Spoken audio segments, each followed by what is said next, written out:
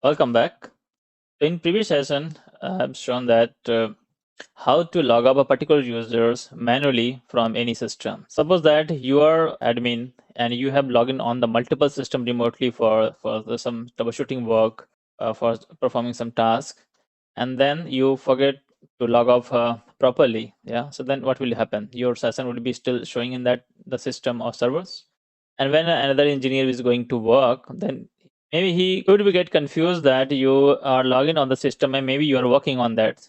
Yeah, so there could be confusion like this. The recommended way is that once you perform the task, you just log off completely from any system. So you can utilize the power of PowerShell to log off your user ID or someone else from the multiple system remotely. Yeah. I'll show you the PowerShell scripts where you need to make a small changes according to your environment, and from there you can log up.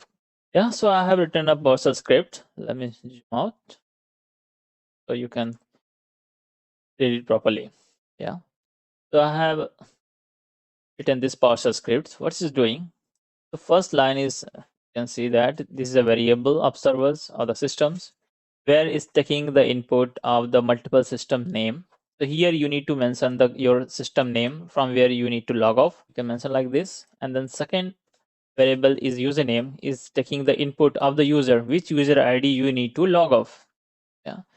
So here the loop is running.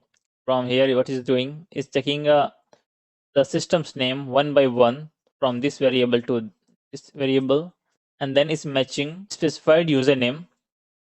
And once it matches that, it's just logging that session from the particular servers. So it's going in loop so that one by one automatically it will remotely you can execute if you have the permission on the system. So you need to run with that privilege and then it will log up completely. So it's gonna save a lot of your time and efforts for the PowerShell scripts.